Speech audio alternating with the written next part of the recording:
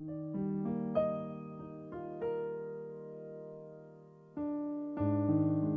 ¿qué tal? ¿Cómo están mis queridos matrimonios jóvenes? Me da gusto saludarles nuevamente a cada uno de ustedes. Y bueno, vamos a tratar la clase, la enseñanza de este mes. Y quiero que abran su Biblia conmigo, por favor, en el libro de la Carta de Gálatas, capítulo 2, versículo 20. Gálatas 2:20 dice la Escritura: con Cristo estoy juntamente crucificado y ya no vivo yo, mas vive Cristo en mí. Y lo que ahora vivo en la carne, lo vivo en la fe del Hijo de Dios, el cual me amó y se entregó a sí mismo por mí. Fíjense bien, mis queridos hermanos, hoy yo quiero hablarles acerca de construyendo la vida de Jesús en nosotros como matrimonio. Qué importante es que usted y yo aprendamos a construir la vida de Jesús en nuestras vidas. Hablar de construir la vida de Jesús en nuestro matrimonio es hablar que se ha formado en cada uno de los cónyuges el carácter, la forma de pensar, la forma de hablar, la forma de actuar de Jesús, la forma de amar, la forma de perdonar, etcétera, ¿verdad? Todo lo que tiene que ver con el carácter y la vida de Jesús. En el pasaje que leímos nosotros podemos notar claramente cómo Pablo el apóstol nos dice que su viejo hombre ha muerto. Por eso dice que está juntamente crucificado con Jesús y ya no vive él, mas ahora Cristo es el que vive en él. Saulo el judío entonces ya no existe más. Ahora es otro hombre, ahora es Pablo el pequeño delante del Señor, y por la fe Cristo es quien gobierna y dirige toda su vida. Y esto es precisamente lo que debemos buscar y experimentar nosotros, cada una de las parejas de matrimonios, y más desde el principio de nuestro matrimonio. Un crecimiento espiritual de tal manera que lleguemos a entender que no se trata solamente de dos personas en una relación, sino tres: esposo, esposa y Cristo. Cristo debe de ser formado de tal manera en la vida del esposo como en la vida de la esposa. Cuando estamos dedicados a esto, fíjense bien, y concentrados en esto, podemos tener la seguridad como matrimonio de alcanzar la unidad, la intimidad y una buena relación en nuestro matrimonio. Si Jesús es en verdad el Señor de la familia, habrá entonces que dejar sentir su influencia en todo. Desde la forma en que se adorna la casa, hasta la manera en que se traten tanto el esposo como la esposa. Una familia cristiana es una familia que vive junto a Jesús y que Jesús se manifiesta en sus vidas todos los días.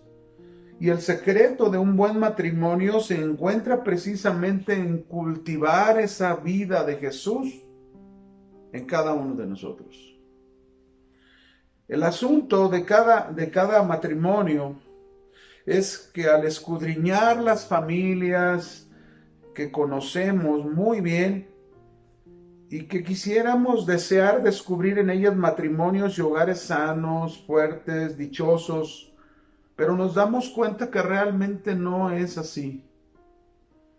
Y muy posiblemente tú que me estás escuchando seas uno de los que se sienten igual, y al ver la situación abrumadora que les rodea, has deseado en tu corazón un camino mejor, ¿verdad? Para tu matrimonio, un camino recto, bueno, agradable, y que quede una huella sana para poder seguir adelante. Pero qué loca situación matrimonial encontramos hoy, fíjense bien. Hoy en día he escuchado entre las cosas de investigación que uno hace, que en 10 años, fíjense bien, los hijos nacidos de madres solteras serán mucho más numerosos que los nacidos de matrimonios tradicionales. Y esto es algo alarmante realmente. Esto es algo que nos debe de llamar la atención a cada uno de los matrimonios jóvenes que hemos comenzado un matrimonio en el Señor Jesucristo. Así que, queridos hermanos y matrimonios jóvenes, conociendo esta situación o situaciones, yo les animo, yo les exhorto a tomar el reto de construir la vida de Jesús en cada uno de nosotros y a marcar una diferencia con la forma de pensar, la forma de vivir de este mundo respecto al matrimonio. Bueno, vamos a entrar de lleno en nuestro tema, construyendo la vida de Jesús en nuestro matrimonio. Yo me voy a enfocar el día de hoy en 3 puntos. Quizás en la siguiente enseñanza se les pueda ampliar con otros puntos más, porque hay mucho que hablar. Sé que lo que voy a hablar no es todo, hay mucho más. Pero bueno, yo quiero hablarles en primer lugar. Si queremos construir la vida de Jesús en nuestro matrimonio, lo primero que debemos hacer es hacer la voluntad de Dios como matrimonio, así como Jesús la hizo. Qué importante, ¿no? Que como matrimonio tú y yo hagamos la voluntad de Dios como Jesús lo hizo. De la misma manera. En Juan capítulo 5, verso 30, vamos a ver cómo hizo Jesús la voluntad de Dios, que nosotros nos debemos enfocar en eso. Dice ahí Juan 5:30, no puedo yo hacer nada por mí mismo, según oigo, así juzgo. Y mi juicio es justo, porque no busco mi voluntad, sino la voluntad del que me envió, la del Padre. Jesús nos enseñó en este pasaje que lo más importante y lo más grande que un hijo de Dios y un matrimonio puede llegar a ser es hacer la voluntad de Dios, la voluntad del Padre. Y Jesús la hizo. Jesús nos dice aquí primero, yo no puedo hacer nada por mí mismo. Y así debería ser el actuar de igual manera en nuestro matrimonio. Entender que nada podemos hacer por nosotros mismos. Es decir, todo cuanto hagamos que sea la voluntad de Dios. Si hablamos de nuestro trato como pareja, como matrimonio, que sea la voluntad de Dios. Si hablamos de respeto, que sea la voluntad de Dios. Si hablamos de servicio, que sea la voluntad de Dios. Y si hablamos de entendernos, que lo hagamos conforme a la voluntad de Dios. Un ejemplo, déjenme ponerles un ejemplo. Un esposo cristiano puede estar tan ocupado en su trabajo, en sus actividades, afanado, que no tiene tiempo para más y dice, todo lo hago para que no le falte nada a mi esposa. Y pregunto, ¿de qué le sirve todo lo que hace si no hace la voluntad de Dios? Si no enseña eso a su esposa. Claro, no digo que no se trabaje, más bien que no centremos lo principal en nuestro trabajo como lo más importante de la vida. Debemos llevar una vida centrada precisamente en hacer la voluntad de Dios como Jesús lo hizo. Eso es lo más importante de cualquier matrimonio, de cualquier cristiano. Es el estado perfecto en el que cada uno debemos encontrarnos. En Juan capítulo 6, versículo 38. Vayan conmigo ahí. Juan capítulo 6, versículo 38. Porque he descendido del cielo, dijo Jesús, no para hacer mi voluntad, sino la voluntad del que me envió. Imagínense, si Cristo nos dice esto, ¿cuánto más nosotros debemos hacer la voluntad de Dios y dejar de hacer otras cosas para enfocarnos en eso de quién nos escogió? Él descendió del cielo para hacer la voluntad de Dios. Para eso fue exclusivamente. Y nosotros fuimos escogidos para eso también, como matrimonios, hacer la voluntad de Dios. Entonces, fíjense bien, si queremos construir la vida de Jesús en nosotros como matrimonio, debemos partir de este punto. Número 1, dijimos que debemos hacer la voluntad de Dios así como Cristo la hizo. Vamos al número 2. 2. ¿Cómo construir la vida de Jesús en nuestro matrimonio? 2. Construir la vida de Jesús en nosotros como matrimonio es aprender a amar como Jesús nos ha amado. Hemos hablado mucho sobre esto, ciertamente, y no, yo creo que no dejaremos de hablarlo porque la palabra lo vuelve a repetir una y otra vez. Pero es importante, ¿no? En Efesios capítulo 5, versículo 1 y 2, la Biblia nos dice, sed pues imitadores de Dios como hijos amados. O sea, aquí nos está diciendo que nosotros, como hijos de Dios, matrimonios, debemos ser unos imitadores de Dios, ya que nosotros nos encontramos en una posición como hijos amados, es decir, Dios nos ha amado. Dice el verso 2, andar en amor, como también Cristo nos amó y se entregó a sí mismo por nosotros en ofrenda y sacrificio a Dios en olor fragante. Andar en amor, vivir en amor, comportarse, conducirse en amor. Qué importante. Y nos dice cómo. Como Cristo nos amó y se entregó a sí mismo por nosotros. Una de las primeras cosas en las que deberíamos imitar a Dios debería ser en amarnos como pareja, así como Cristo nos amó a nosotros. Y eso es construir la vida de Jesús en nuestro matrimonio. Yo les preguntaría a ustedes, ¿cómo les ha amado Dios? A cada uno de ustedes, ¿cómo te ha amado Dios?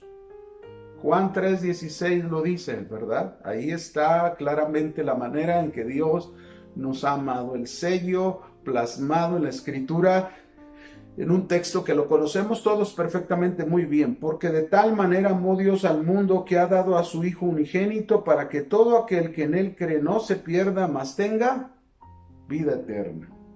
Una de las evidencias de cómo nos ha amado Dios es dando lo más preciado y valioso que él tenía o que era para él, que era su Hijo amado. Y así es como nosotros deberíamos amarnos como matrimonios. En primer lugar, dando nuestro tiempo, dando nuestro esfuerzo, dando nuestro entendimiento, dando nuestra comprensión, dando nuestro servicio, dando nuestros recursos. Así es como debemos amar, dando, no esperando, ¿verdad? Siempre en los matrimonios hay este sentimiento que se interpone precisamente en la relación, que tanto la esposa como el esposo muchas veces nos limitamos a este punto del amor, de dar. Y caemos precisamente en actitudes de querer recibir y dame, ¿verdad? Cuando cada uno de los dos debería tener esta misma actitud y decisión de dar. Dar. Ahora bien, deberíamos amar no solamente dando, porque esa fue una de las cosas que hizo Dios, nos amó dando a su Hijo unigénito para nosotros, ¿verdad? Pero también vemos que lo que dio fue lo más preciado y lo más valioso, así que deberíamos no solo dar, sino que también deberíamos de dar lo más preciado y lo más valioso de cada uno de nosotros en nuestra relación. Y si pensáramos, ¿qué es lo más preciado y lo más valioso de cada uno de nosotros? Yo creo que contestaríamos que nuestra propia vida entregada y dedicada a nuestra pareja, así de simple, es lo más valioso y lo más preciado que nosotros podemos dar. Nuestra propia vida. Mi negación, mi entrega, mi dedicación, el hacer a un lado mis egoísmos, ¿verdad? Por algo Dios dijo en Efesios capítulo 5, verso 25 hasta el 26, el mensaje a nosotros los maridos, ¿verdad?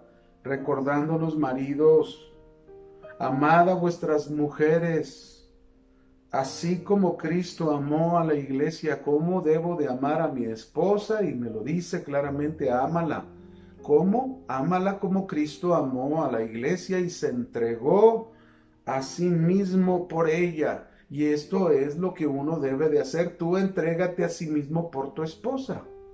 Dalo todo, da tu vida, da todo lo que tienes, dalo por ella, ¿verdad? Y luego dice, para santificarla, habiéndola purificado en el lavamiento del agua por la palabra, a fin de presentarla a sí misma una iglesia gloriosa que no tuviese mancha ni arruga, ni cosa semejante, sino que fuese santa y sin mancha. Así también los maridos deben amar a sus mujeres como a sus mismos cuerpos. El que ama a su mujer a sí mismo, se ama. Entonces, pensemos en una forma práctica. ¿Cómo sería amar a nuestra esposa como Cristo nos amó?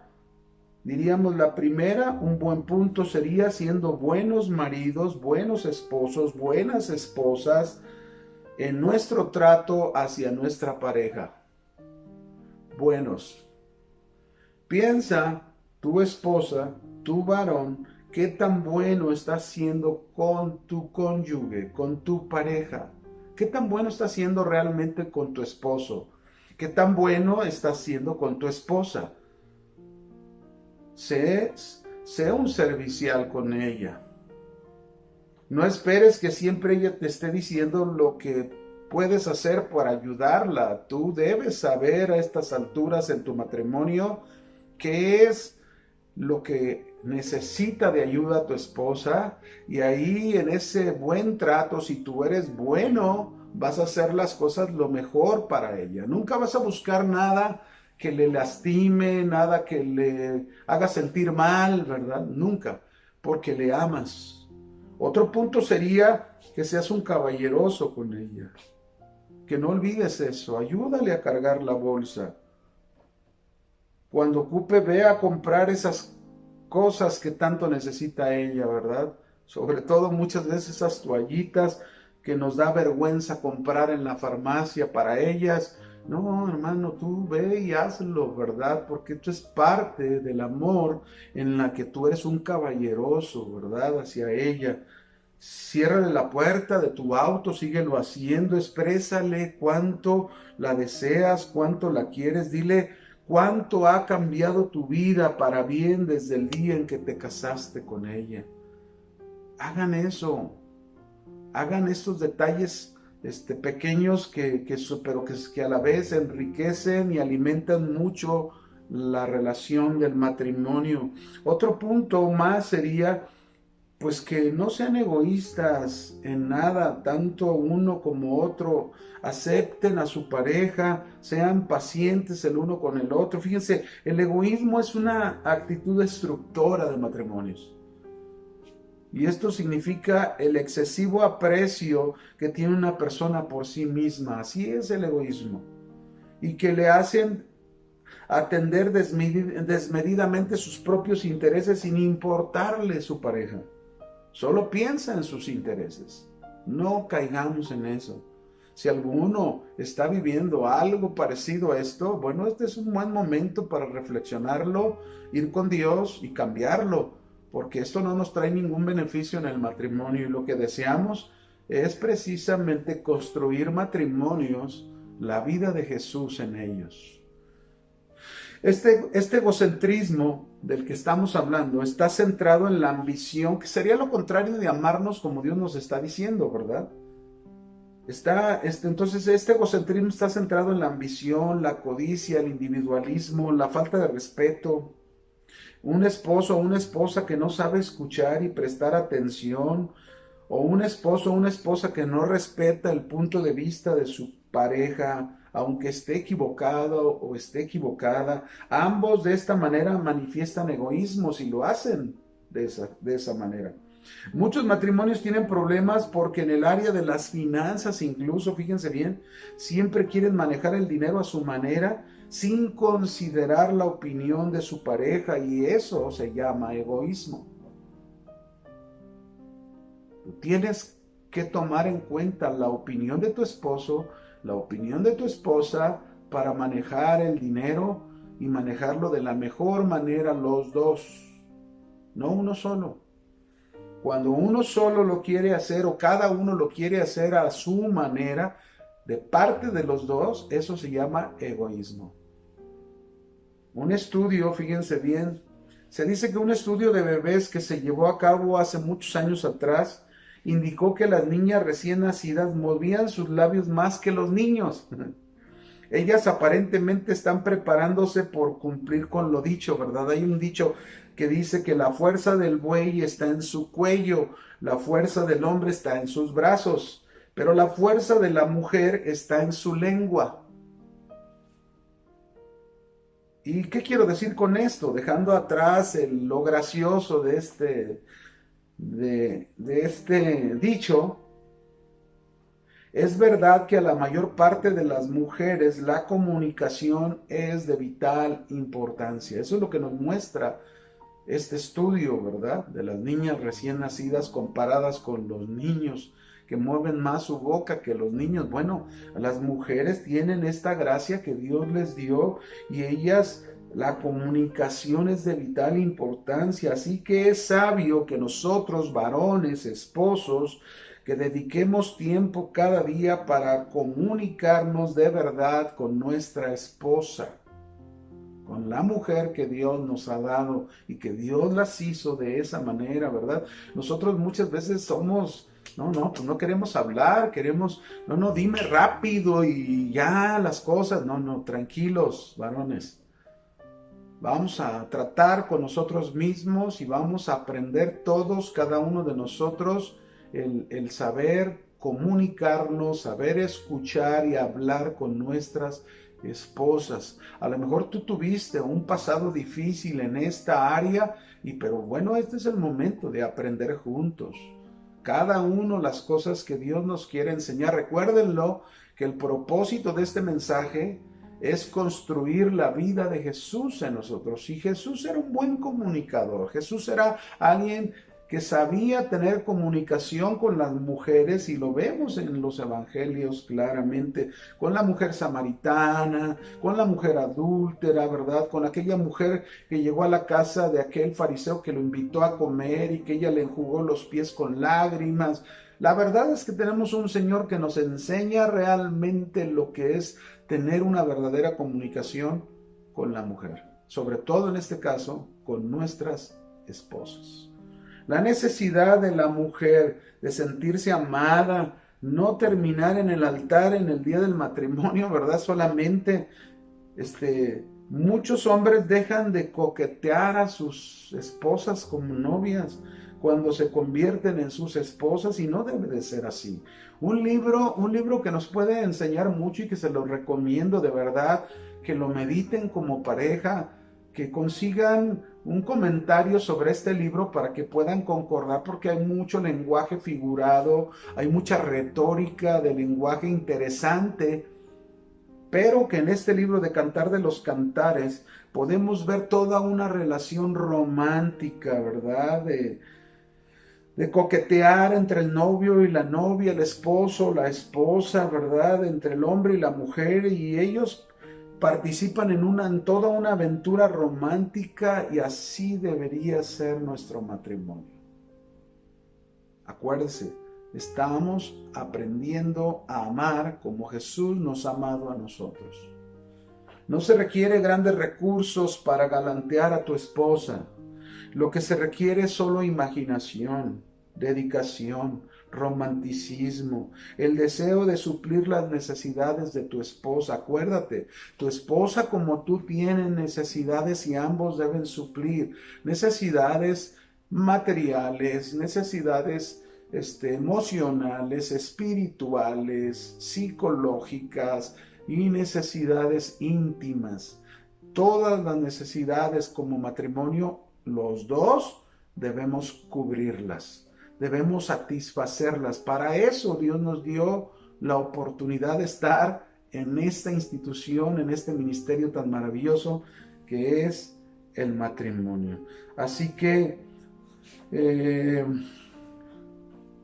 un paseo en el parque, una rosa, un dulce, un gesto de amor va a ser bien recibido por tu amada. Así que maridos, amemos a nuestras esposas como Cristo nos amó siendo ejemplo para nosotros. Nosotros también, esposas, amen a sus maridos, así como Dios las hizo con esa característica de amar como portadoras de vida. Y bueno, vamos al tercer punto que quiero aquí compartir en este mensaje de este día. El tercer punto es que cómo construir la vida de Jesús en nosotros como matrimonio. El tercer punto es construir la vida de Jesús en nuestro matrimonio es aprendiendo a perdonar como Él nos ha perdonado a nosotros.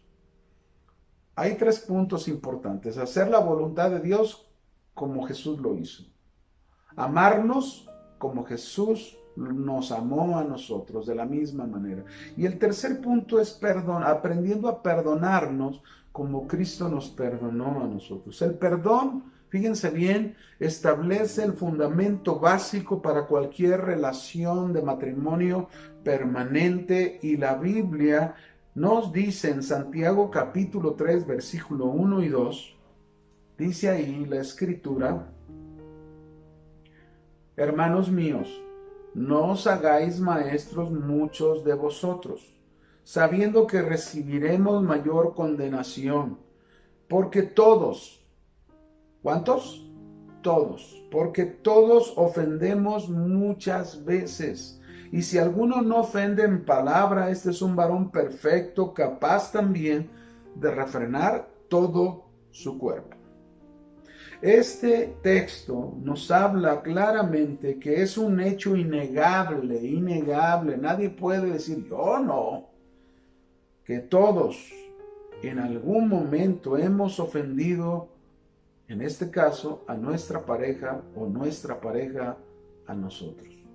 En algún momento, pero tristemente, lo triste es que no podemos decir lo mismo que todos hemos perdonado a otros. Ese es el punto. O sea, nos hemos ofendido alguna ocasión, uno u otro, pero no todos perdonamos. Perdonar es una de las cosas más difíciles que debemos hacer para poder mantener las relaciones saludables en nuestro matrimonio. Fíjense qué importante esto que les voy a decir. El aprendizaje del perdón se inicia muy temprano en la vida. La actitud de perdonar se transmite de generación en generación.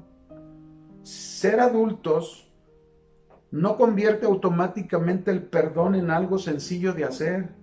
Por el contrario, se vuelve, incluso en muchas parejas, se vuelve más difícil. ¿Por qué?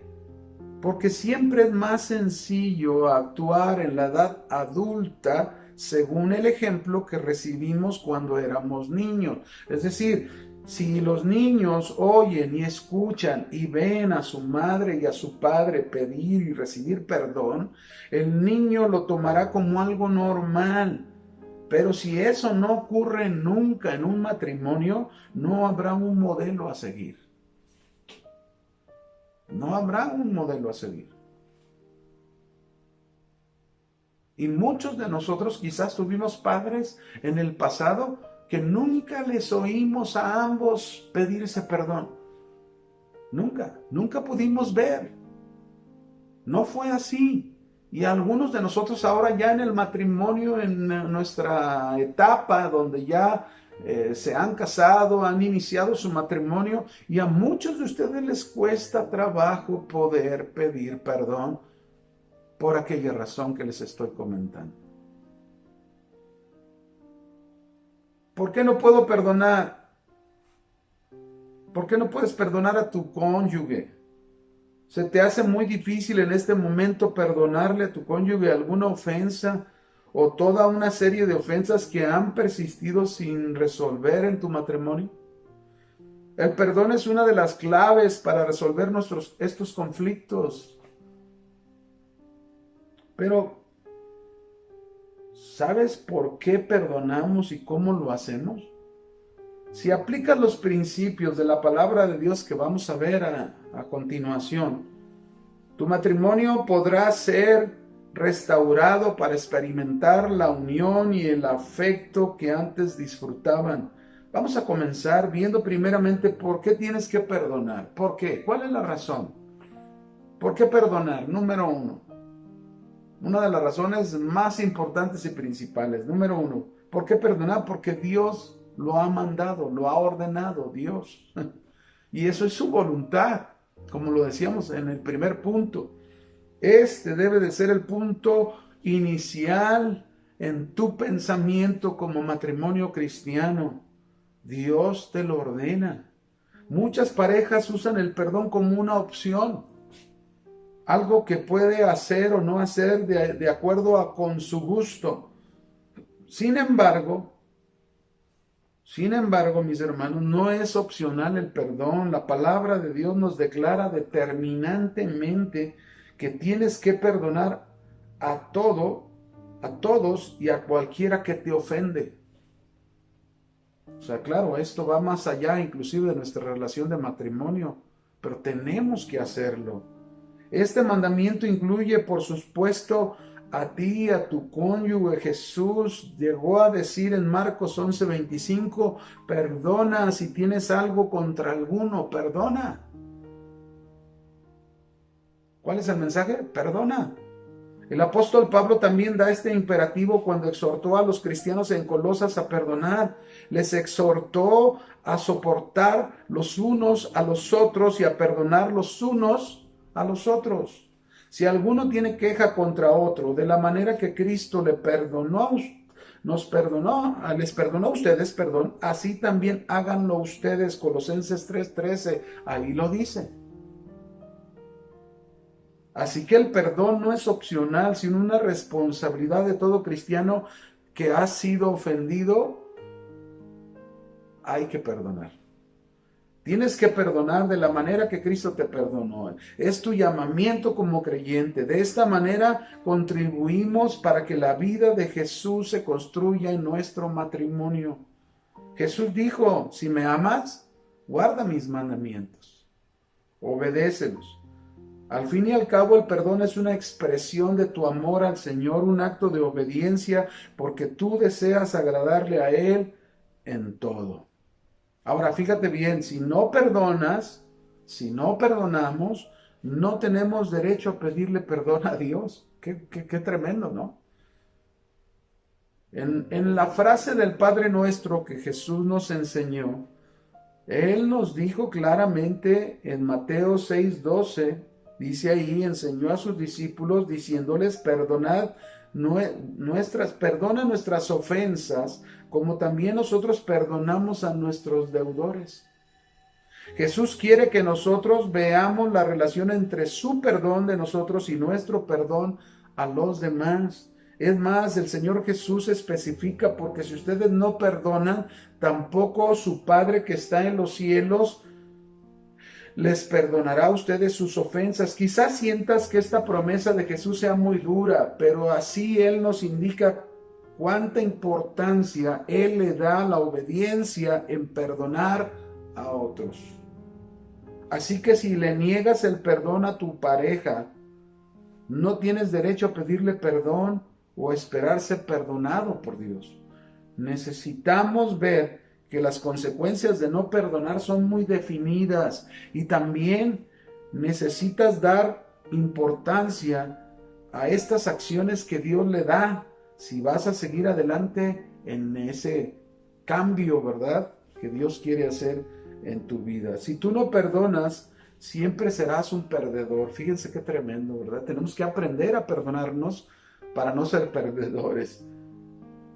¿Qué pierdes cuando rehusas perdonar? ¿Qué pierdes? Pierdes la comunión e intimidad en tu relación con el Señor. La pierdes. No funciona así como debe de ser. Debemos entonces, mis hermanos, perdonar. Segundo, ¿qué pierdes? Negar el perdón estorba a tu relación como pareja. No solamente tu relación con Dios, sino tu relación como pareja.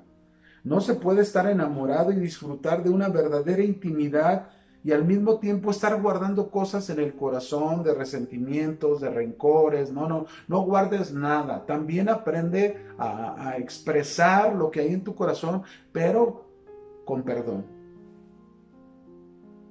El apóstol Pedro señaló cómo poder encontrar aquella armonía tan necesaria para dos personas logren una verdadera relación de amor. Dice él en primera de Pedro 3:8, sean todos de un mismo sentir, compasivos y perdonándonos.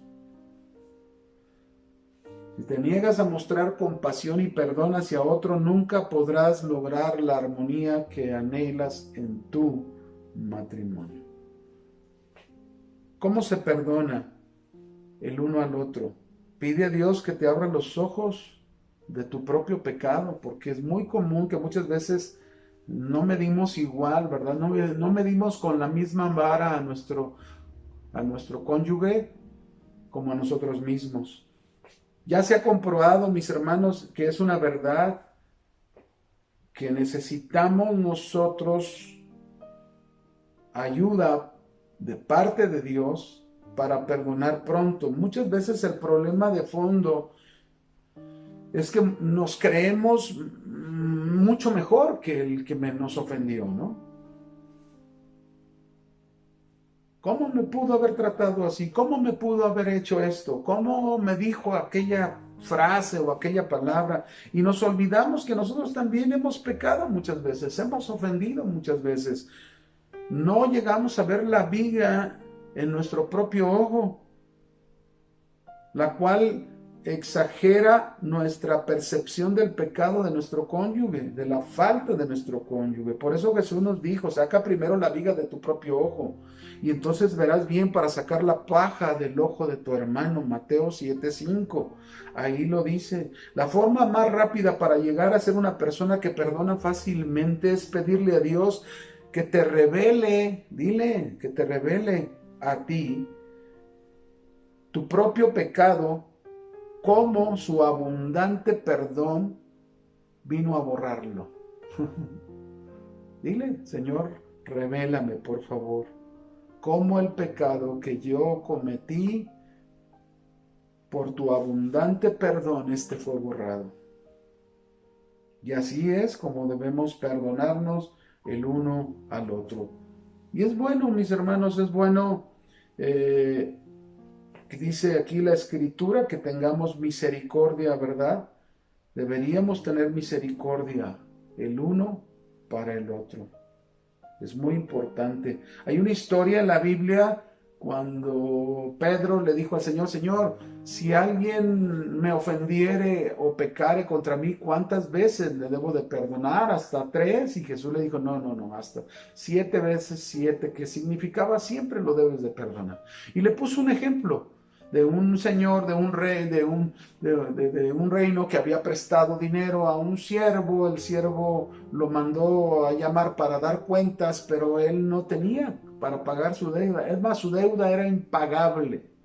Pero dice la historia ahí que aquel señor, movido a misericordia, le perdonó toda su deuda.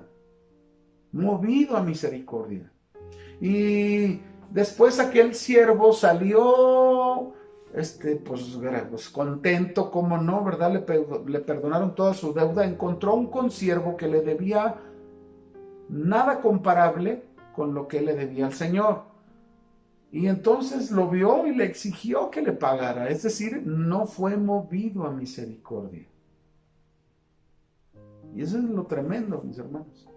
Lo que nos debe de mover a perdonar es la misericordia. Debemos ser movidos a misericordia para poder perdonar. Eso es bien importante.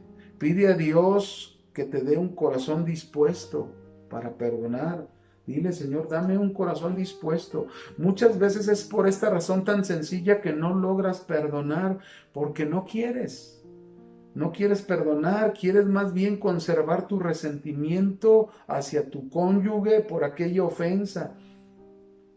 Y esto suele suceder más cuando ha existido algún conflicto durante mucho tiempo en alguno de ustedes que causa disgustos frecuentemente.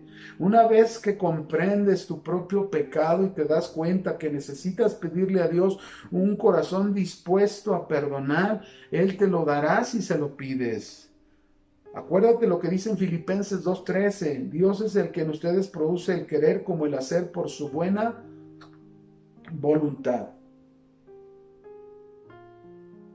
Y bueno, hermano, también tienes que escoger obedecer sus mandamientos, los mandamientos del Señor. Debes tener la disposición de perdonar tu corazón, ablandarlo. Solo te queda el hacerlo como Él te lo está pidiendo. Dios dijo a cada uno de nosotros que debemos de perdonar de todo corazón. ¿Cómo debemos perdonar? De todo corazón. Es en el corazón donde tú haces la elección. Ahí. Antes de poder lograr reconciliarte con tu cónyuge, necesitas primero arreglar el asunto en tu corazón. ¿Quieres reconciliarte? Primero arregla el asunto en tu corazón. Cuando has determinado en tu corazón perdonar, ya estás listo para hablar con tu cónyuge acerca del problema y buscar la reconciliación. La decisión de perdonar de todo corazón no depende en lo que tú sientas hacia tu cónyuge, porque en realidad probablemente, mis hermanos, tu decisión de perdonar a tu cónyuge basado en tus sentimientos que sientes, pues no, nunca vas a querer sentirlo. No es sentimientos, primero es decisión y después nuestros sentimientos son restaurados. Decidimos hacerlo, obedecemos a Dios y después viene la restauración en nuestros sentimientos. Y es como debe de ser. Ten por cierto una cosa, si para perdonar tú estás esperando sentir primero la sensación tremenda de perdón, pues tampoco, ¿no? O sea, esto no va a pasar, ahí te vas a quedar. Los sentimientos de amor y de perdón vienen como resultado de la reconciliación con tu cónyuge. Vuelvo a repetirlo, los sentimientos de amor y perdón vienen como resultado de la reconciliación con tu cónyuge. Así es como va a ser. Bien, mis hermanos, el punto central de esta enseñanza entonces de Jesús es que debemos perdonar. Otra cosa más que debemos hacer, decide hacer una promesa. Decide hacer una promesa. Cuando Dios perdona, Él hace una promesa muy importante que tú debes hacer también cuando perdonas a tu cónyuge. Dios dice, porque seré propicio a sus injusticias y nunca más me acordaré de sus pecados y de sus iniquidades. La palabra griega del Nuevo Testamento aquí es traducida por acordarse, significa mantenerse en mente, guardar, meditar para utilizar en otra ocasión.